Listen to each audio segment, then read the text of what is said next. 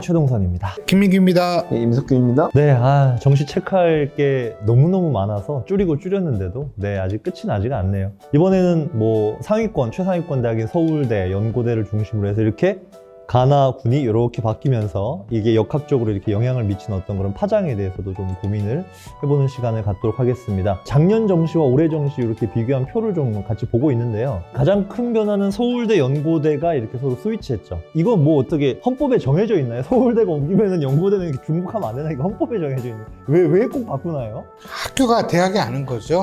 네, 이거는 같이 붙이면 안 된다. 연대나 고대 둘 중에 한 명 이 전통을 깨서 한번 맞짱을 좀 뜨면 어떨까 이런 생각도 드는데 입학처에서 그렇게 좀 저기 용감하지 않습니다. 나올 수가 없죠. 경쟁률 떨어지면 입학처장분이 약간 좀 뭐 어떤 압력을 받는다고 하시더라고요. 자, 보시면 일단 저기 오른쪽에 있는 2022학년도 한번 보시죠. 뭐 우리가 정시 모집 인원 증가 코너에서도 이미 다뤘지만은 일단 증가 인원부터가 좀 어마어마하지 않습니까? 서울대부터 그렇고 연세대 그렇고 고려대는 거의 2배 가까이 정도. 네, 그래서 일단 모집 인원의 증가와 함께 군이 변화하면서 이제 이렇게 변화 생겼는데, 전 여기서 조금 이제 올해 변화 포인트 중에 하나가, 만약에 자연계열을 중심으로 했을 때 작년 같았으면은 서울대를 지원한 친구가 거의 10중 8구 연고대를 넣고 그 다음에 다군에서는 중앙대, 보통 이제 이런 메커니즘으로 가는데 올해는 왠지 서울대를 넣은 친구가 가군에서 연고대 대신에 지방약대 정도 하나 쓰는 이런 변수 생기지 않을까요? 화생공이나 뭐 의대는 좀 그런데 지방약대 한번, 가군 저희 약대 다룰 때 많았잖아요. 그게 연고대 입결의 모집 인원의 증가와 함께 뭔가 파괴력 있는 입결의 변화를 가져오지 않을까? 연고대를 쓸 수도 있고 네. 다군을 많이 쓸 것 같아요. 서울대 친구들은 다군에 쓸 대학이 정말 없거든요. 다군에 약대 5개 있었고 그래서 다군에 서울대 쓴 애들이 다 약대나. 그럼 올해는 중앙대가 기회의 땅이 되나요? 오히려 중앙대 같은 경우에는 밑에 있는 친구들이 한번 상향으로 도전해 볼 만하지 않을까 싶습니다. 다군의 경쟁률이나 뭐 충원률은 거의 뭐 천문학적인 것까지는 아니지만 그런 변수가 있기 때문에 아마 좀 잘 보시고, 홍익대도 그렇고. 그 상위권 정도는 예측이 보이거든요, 이게.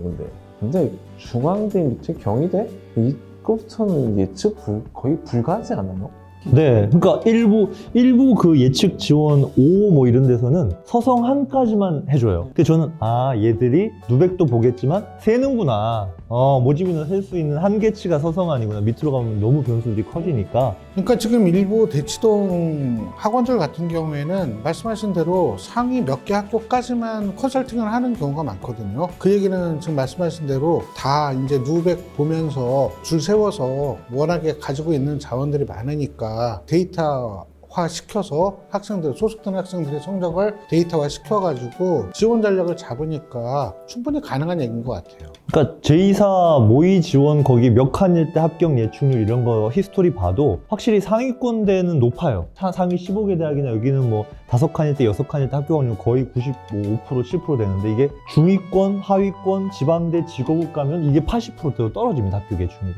그러니까 생각보다 리스크가 밑에 대학 갈수록 모의 지원도 장담할 수 없다. 왜 그러면 모의 지원 자체가 말 그대로 모이거든요. 그러다 보니까 만약에 배터리 개수가 얼마 안 된다라고 하면 지원할 때 부담을 많이 가질 수밖에 없겠죠. 자, 그래서 올해 이제 큰 폭에서 이제 변화 한번 보여드렸고요. 제가 이제 치의학과, 치대를 좀 예시로 들었습니다. 이렇게 군 이동이 입결에 어떤 영향을 미칠 것인가 한번 좀 예측을 해보고 싶었는데, 큰 변화는 없어요. 단지 서울대, 연세대가 스위치 바꿨는데 경희대가 나군으로 갔습니다. 가군에서. 근데 요 변화에 가장 큰 타격을 받을 수 있는 대학이 바로 단국대 천안 캠퍼스 치대. 왜냐하면 작년에 가군에 경희대가 있었을 때는 경희대, 단국대 또는 강릉, 원주대 이런 라인으로 치대를 지원할 수 있었는데, 올해는 그게 지원이 안 되다 보니까 경희대를 넣고 단국대를 넣어야 될 자원들이 이제 분산이 돼 버리니까 단국대 입결이 조금 어떻게 변화가 있지 않을까. 작년 2021학년도에 그 100분위, 치대 100분위를 보시면, 합격자 100분위를 보시면 우리가 알고 있는 어떤 그런 순위랑 좀 다르다는 거. 소위 말해서 경북대 치대가 빵꾸가 난 거죠.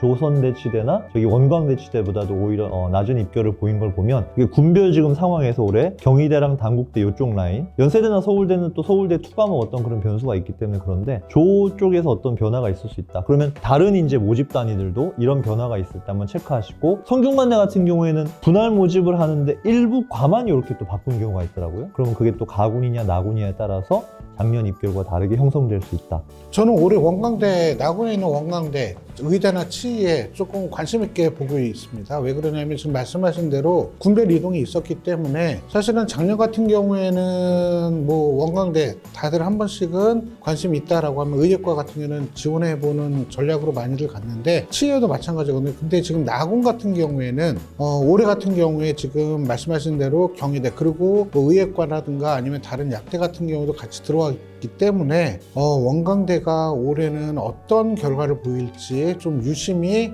좀 지켜보고 있습니다. 이 부분도 딱 스캔 해놓으셔서 원광대 최종 입결 한번 예. 기대해 보시기 바라겠습니다. 네, 그래서 올해 지원 전략을 세울 때 자신의 상황에 따라서 지원 전략이 달라질 수 있어요. 같은 뭐 예를 들어서 비슷한 표점을 가진 친구들이라 할지라도 예를 들어서 나는 죽어도 재수는 못하겠다 이런 친구들 같은 경우에는 사실은 뭐 모의 지원이나 이런 걸 통해서 안정을 최소 1승 이상 가져가야 되거나 무승부 전략을 좀 늘려야 되는 그런 부분들. 왜냐면 100% 확신이 되는 부분들 뭐 8칸, 9칸으로 지원하는 건 또 아깝다는 생각이 들 수 있으니까. 근데 이제 재수를 확정하신 분들이 있어요. 나는 뭐 재수 여기 합격해도 간다. 이런 경우에는 어떤 경우에는 혹시 3패 전략 써보신 적 있으세요? 사장님들? 올해도 있습니다. 예, 가끔 있습니다. 원서가 제 겁니다. 제가 마음대로 씁니다.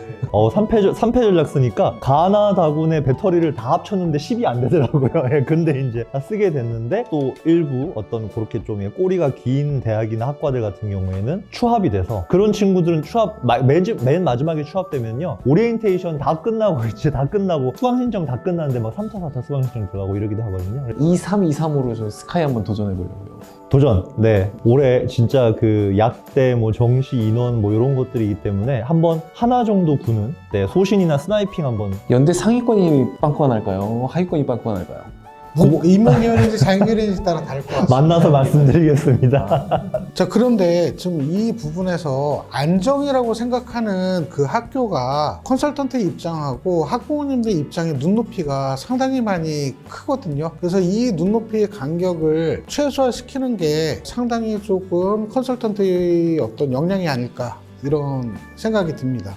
그러니까 저는 2년 전에 되게 안타까웠던 사례가 하나 있는데 학생이 재수를 했어요. 이제 아버님 입장에서는 삼수는 도저히 시킬 수가 없으니까 무조건 저랑 상담을 하시면서 무조건 안정으로. 근데 그 안정도 5, 6칸은 안 돼요. 전부 7칸 이상으로만 무조건 3개를 다 하라고 그러셔서. 배터리 말씀하시는 네. 거죠? 그래서 아니 아버님 3개를 다 합격해도 대학은 하나밖에 못 가요 아버님. 그런데 아버님이 나름 또 고집이 있으셔서. 그러니까 저는 너무 안타까운 게 하나 정도는 우리 상위 15개 대학에 분명히 걸칠 수 있는 점수였는데 전부 이게 상위 15개 미만으로 가니까 나중에 3개를 전부 최초합하는 그런 기쁨을 누리셨는데 근데 3개 다 최초합을 하게 되면 참 마음이 좀 바가지 쓴 거죠. 그거는 백화점 가서 바가지 쓰는 거 똑같습니다. 그래서 조금 전략이라는 거는요 우리가 어느 정도 리스크를 안고 그 리스크 관리하는 것도 포함되기 때문에 우리 조금 요번에 이제 정시 컨설팅에서는 물론 합격이 최우선이겠지만 너무 또 손해보지 않는 그런 고민들도 필요할 것 같습니다. 원서를 제일 잘 쓰는 게 2차 추합으로 붙는 게 제일 잘 쓴 거 아닌가요?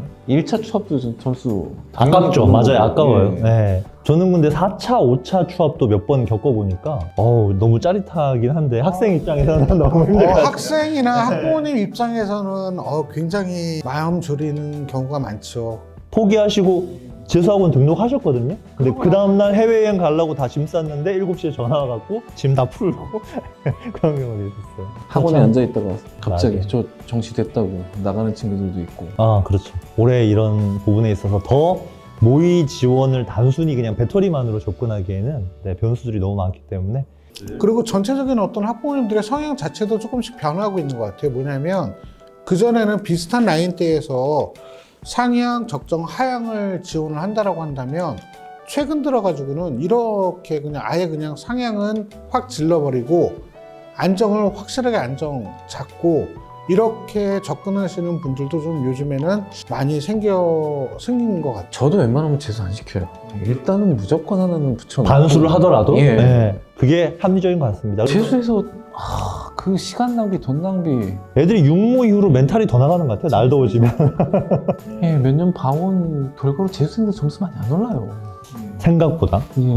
좀 결론을 내리자면 모의 지원 안정이 100% 합격을 보장하지 않지만 모의 지원 소신이나 이런 것도 반드시 불합을 의미하는 건 아니다. 그렇죠. 그리고 재수 성공률이 20% 미만이기에 재수 선택을 특별한 케이스가 아닌 이상은 피하고 가능하면 올해 합격을 하는 그런 방법으로 진행했으면 제가 좋겠습니다. 잘 얘기하는 게 있어요. 17년, 18년 동안 공부를 해가지고 나온 성적인데 1년 더 한다고 점수 많이 안 오른다고. 의치한 약대나 이쪽으로 만약 가게 되면 직업군 자체가 바뀌죠. 미래 직업이.